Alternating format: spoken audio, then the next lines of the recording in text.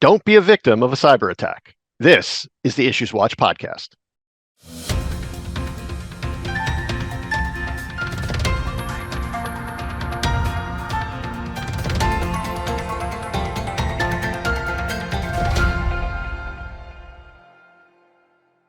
Hi, I'm Don Meyer, Chief Marketing Officer at the New Jersey Society of CPAs, and welcome to the IssuesWatch podcast.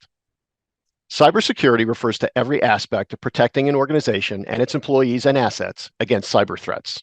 In the past year, more than a third of business organizations, including accounting firms, suffered at least one cyber incident attacking their accounting and financial data. 43% of cyber attacks targeted small and mid-sized businesses, and 22% of companies lost clients as a result of a breach. Worst of all, 60% of small businesses that had a breach went out of business within 6 months. As cyber attacks become more common and sophisticated and corporate networks grow more complex, a variety of cybersecurity solutions are required to mitigate corporate cyber risk. Here with me to discuss this is Joe Peters, Vice President of Business Development at Gallagher Affinity, a longtime NJCPA partner. Joe will share helpful information about the cyber landscape, different cyber threats, and how cyber insurance can help protect you from financial loss due to a cybercrime. Welcome, Joe. Hey, Don. Great to be here. Yeah, we appreciate it. So for our listeners and watchers, let's start with some basics. I understand that there are 5 main types of cyber threats. Can you tell us what those are? Absolutely. Yes. The 5 main threats are fraudulent payments, system corruptions, social engineering, ransomware attacks, and theft or loss of personal information. And what we really see is fraudulent payments being at the top. That accounts for about 43% of all cyber incidents. System compromises about 16%. Social engineering, which is on the uprise here, is 14%. Ransomware about 12%. And also just want to keep in mind for the viewers here, data shows that the top 4 industries that report a cyber incident are professional services, manufacturing, healthcare, and then financial services as the 4th. So just want to keep that in mind for your viewers. Okay, and of course, accounting firms would be covered in their professional services as well as financial services. So they are most definitely a target for obvious reasons because they have a lot of sensitive data. That's correct. Yep. Yeah. All right. So I'm going to ask you to explain a couple of the different types of attacks that you just described or you just explained or mentioned. So first, let's start with what is a ransomware attack? Yeah. So ransomware is a malware designed to deny a user or organization access to their files on their computer. Basically, this encrypts the files. The attacker demands a ransom of payment for the decryption key. And then what basically it does is secures data, files, entry into an organization's computer without that key. And really the organization is in a position where paying the ransom is typically the easiest and cheapest way to regain access to their files. They can try to restore files if they backed them up a few days ago, a month ago or so, but anything that they've done prior to that backup is going to be lost, even if they could get into the backup. Again, that all depends on what malware was used for that ransomware. And I think there's a lot of publicity around ransomware attacks that ask for exorbitant amounts of money, but these ransomware attacks really, they're also done on a fairly small scale, right? To try and attack companies or organizations that don't have the resources of some giant Fortune 500 company or utility or something like that, but they're still able to squeeze a few $1,000s out of some small nonprofit or small organization. That's a great point, Don. So what our carriers and risk managers, we like to say is death by 1,000 cuts against our policies here. Because you'll hear the headlines of the healthcare organization that's paying millions of dollars to get their systems back online, but nobody hears about the small, medium-sized organizations that's paying, like you said, a couple $1,000s up to $50,000 to get their system back online. But we see that a lot, and it really does go unreported, especially in the media. Yeah. Now, when we were researching this particular podcast, and you had provided some very helpful information, one of the types of cyber threats that you mentioned, I don't think I had really ever heard of before. I think you called it social engineering. Is that correct? That's correct. Yep. Yeah. Could you explain that one? It's a very sophisticated process.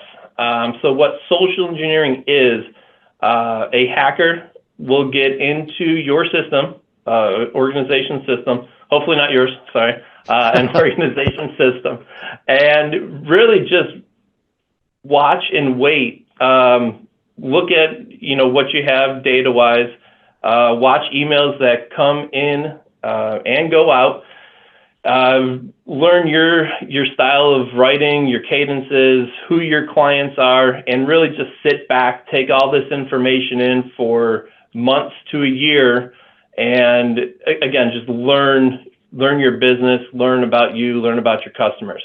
When they see there's the right time to attack, if you will, they will cut off typically like an email. So they'll intercept an email that's going out to a client that's saying, thank you for your services. Here's an invoice for $20,000. And then the person who is really has their system corrupted is going to pay that money amount, $20,000, $100,000, whatever it would be. And the hacker will then intercept that email, say to whoever's paying the payment, no, there's a new bank account information, a new routing number. Don't pay this person, send it here. And typically what it'll do, that'll be coming from the CEO, the CFO, the president of the organization will say, send this to the new bank account. And what'll happen is if you're in the accounting department, you pay that, $20,000, $100,000 to that new bank account. Well, that is a social engineering. So basically, again, they just wait and see when a big payment is about to come in. They'll intercept an email, change a bank or routing number at the last minute, and then once that payment's paid to that new routing number, the hacker's routing number, it's very hard to recover that or even know where that money is going to. So that's a typical social engineering incident that we see. Wow. And it seems like they keep getting more and more sophisticated, and seems like they know a lot more about organizations and companies than you would think. And I recall 100%. reading a few years ago, I served on the PTA of my son's elementary school and middle school. And I recall reading an article, and of course, I'm not a CPA, but because I work for a CPA organization, they naturally made me the treasurer, even though I don't have a CPA skills, but I guess like by osmosis, I was going to acquire those skills. But I remember reading an article that PTAs were being targeted by cyber attacks because while PTAs don't have huge amounts of money, they do have money, and maybe they don't have the best internal controls, and they were getting people on PTAs to wire money to fake accounts under the guise of the president's asking the treasurer to do whatever. And I remember reading that going, I can't believe how sophisticated they would get to target something as innocuous as PTAs was just absolutely amazing to me. Yep, you summed it up perfectly. And they'll send those sums of money without even thinking. And that's why we do like to have, tell our insureds to have at least some kind of, double checking for the loss control, email the president, text them, or the CFO who says no at the last minute, changing that routing number, bank account number, really double checking that and have some kind of system in place, check in place to counteract that attack. Right. So you led into my next question, which is what are some no cost and reasonable cost ways that companies and individuals can protect themselves? Protection really starts at the individual level. That could either be a 1 to 2 person size firm. It could be a medium sized firm. And we see a lot of cyber attacks really coming from human error. that could be sent, or cyber incident, excuse me, coming from human error. Sending a document to a unintended party, that's a cyber incident. Not encrypting sensitive files, that could lead to a cyber incident. And even a lost or stolen laptop or cell phone, that can be a cyber incident. I mean, we walk around with cell phones today that have so much data on there, it's having a computer in your pocket. So if you lose your cell phone, that can be considered a cyber incident. Some basic preventative measures that should be implemented, if not already, is using strong passwords, updating your software as needed. So whenever you see that update icon in the bottom right of your computer, don't ignore it. We got to update those. Using multi-factor authentication, and also what we call think before you click. What we mean by that is clicking on a link in a text or an email, also known as phishing, whereas phishing accounts for the start of 90% of all successful cyber attacks. Believe it or not, phishing is still used, even with all the AI out there and all the sophisticated code. Phishing accounts for 90% of successful cyber attacks today. Wow. And as a big problem with cyber attacks, that a lot of people and companies simply don't think it's going to happen to them, that they're not big enough, they don't have the information or the money that a cyber attacker would want to come after. Yeah, well, we see that all the time. There's always the, I'm too blank for this. I'm too small for an attack. I'm too encrypted to be hacked. And we see it all the time. When it happens to 95% of Fortune 500 companies, it's going to happen to a small to medium-sized business. Right. So let's talk a little bit about cyber liability insurance, because when you talk about cyber attacks, it is a lot about planning for worst case scenarios, and of course, insurance is all about worst case scenarios. So, how important is it for a company to have cyber liability insurance in this day and age? We think it's very important. It's really your first line of intercepting a breach. So you have what's called first and third party coverage with a cyber liability policy. And what the first party coverage is, it helps you respond to data breaches on your own network. So that could be having a forensics team go in, seeing what backdoor could be open, helping you close that and get the attacker out of there. Also, it could be helping you with that ransomware. So if, a carrier goes in, a forensics team goes in, and they see that they can get that data backed up from a few days ago, they'll just, hopefully remove the malware that's held for ransom, and then you'll have your data backed up, or data reinstalled from the backed up, a few days ago. So that's like the first party coverage. Then you also have third party coverage, which helps pay for lawsuits caused by data breaches. And it's not necessarily just lawsuits. It could be regulatory fines, penalties, and fees. So you really have the front end party, or the first party coverage, helping stop the data breach, and then the third party coverage as well. Also implemented in a good cyber liability policy that we would only sell, and that your members should consider, is having a 24-hour breach response with their carrier, having the carrier set up a data loss coverage. So if a potentially affected individual wants to use a company like a LifeSecure or any really just personal data company, a good carrier will provide that. Additionally, our carrier, BCS Insurance Company, has a program with Palladian Shield, and what it is, it's typically a $500 a month product at no cost to our policyholders. And what the Shield helps protect is ransomware attacks, helps encrypt emails, network security, and also training as well. So we see training as a big part of stemming cybersecurity incidents. Great.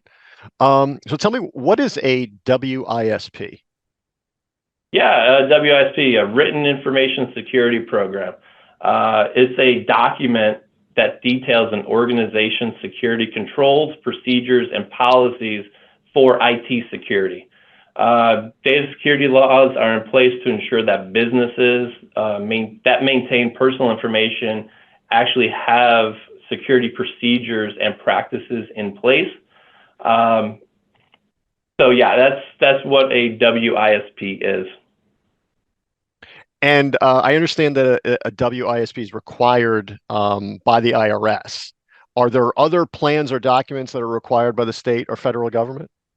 So in New Jersey, yeah, it is required. And then the number of states that are requiring data security laws, similar like the WISP, have increased dramatically. The whole industry is ever changing. We don't see anything that's going to be mandated yet, but mandates can be coming in 2024 for having not only a WISP in place, but also a encryption service in place, or a other. Is it multi-factor authentication? Like, you need a multi-factor authentication. So we're seeing in the industry, we don't see anything yet, but that could change at any time. Okay, right. So last question. Well, I guess request, maybe more so than a question. We've talked about a number of different ways that companies can prepare and help prevent cyber attacks, cyber threats. Could you sum those up? Just a few highlights of some of those tips that you've provided the last few minutes. Yeah, absolutely. So it's really not a matter of if, but when an attack is going to happen to you. So when you do experience a breach, having a cyber insurance carrier available to assist is a main takeaway. The carrier is a financial partner and stakeholder with the insured. The carrier will establish the 24-hour incident hotline, mail incident letters, and establish a credit monitoring system for the potentially affected individuals. They also help pay the ransomware, secure the breach with forensic help, assist with recovery and litigation costs as well. So the cyber liability is a very robust policy, and it's very affordable as well.